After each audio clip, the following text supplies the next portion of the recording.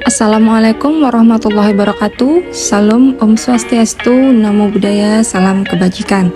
Selamat pagi semuanya. Pada pertemuan ketiga kali ini tentang mata kuliah keterampilan dasar dalam praktek kebidanan, kita masih membahas tentang pencegahan infeksi.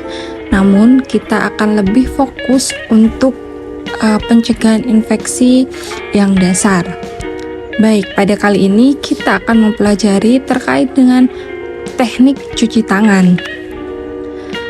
Untuk selanjutnya, perkenalan pada teknik cuci tangan. Jadi teknik cuci tangan itu apa sih? Cuci tangan adalah suatu proses untuk menghilangkan kotoran dan juga debu secara mekanis dari kulit kedua tangan dengan menggunakan sabun dan air.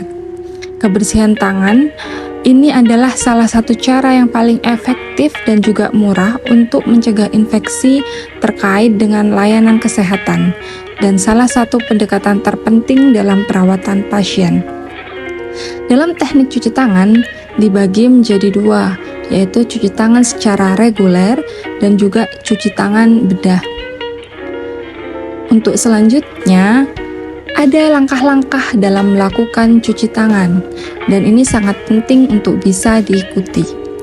Menurut WHO, prinsip dari 6 langkah cuci tangan itu pertama dilakukan dengan menggosokkan tangan menggunakan cairan antiseptik atau biasanya disebut dengan hand draft ataupun dengan air mengalir dan juga sabun antiseptik atau hand wash.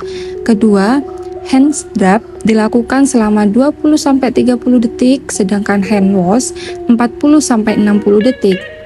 Kemudian, dalam melakukan hand scrub sebaiknya diselingi 1 kali hand wash.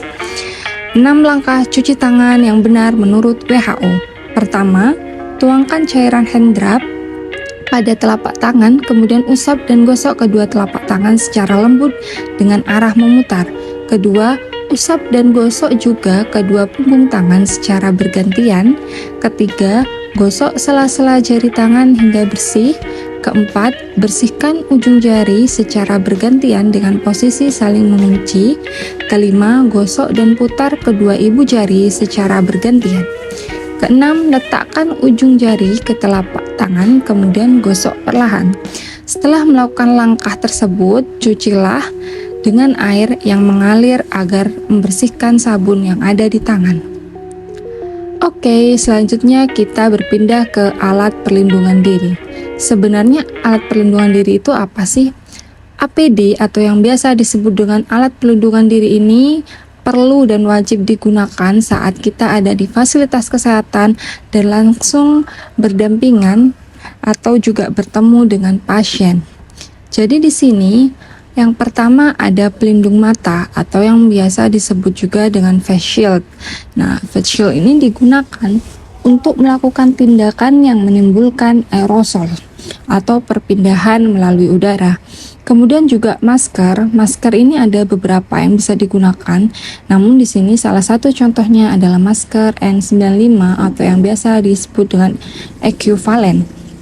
Kemudian ada sarung tangan bedah atau karet steril sekali pakai, ada penutup kepala yang biasa disebut dengan handscape, kemudian ada juga gown all cover atau biasa disebut dengan apron dan juga boots atau sepatu boots.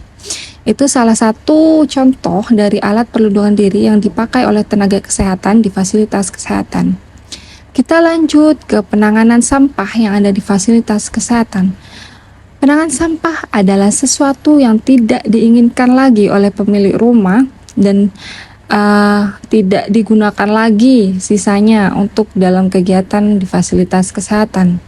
Tujuan untuk penanganan sampah ini sendiri dalam pengolahannya ini untuk melindungi pekerja, pembuangan limbah dari cedera, kemudian juga yang kedua untuk melindungi penyebaran infeksi terhadap kesehatan petugas dan juga pasien yang ada di fasilitas kesehatan.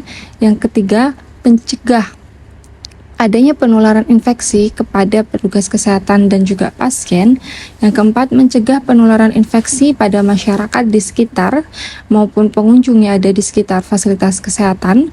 Kemudian yang terakhir, yaitu untuk membuang bahan yang berbahaya atau bahan beracun dan juga radioaktif dengan cara yang aman.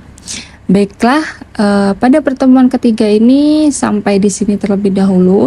Jadi selama ini pada pertemuan 2 dan ketiga kita telah belajar tentang konsep pencegahan infeksi, kemudian juga penularan kuman, cara penularan mikroorganisme, faktor yang mempengaruhi proses infeksi, apa itu infeksi nosokomial, tindakan pencegahan infeksi, bagaimana pedomannya, langkah cuci tangan, kemudian juga alat pelindungan diri, pengolahan sampah dan alat bekas, serta penanganan dan juga pengelolaan limbah.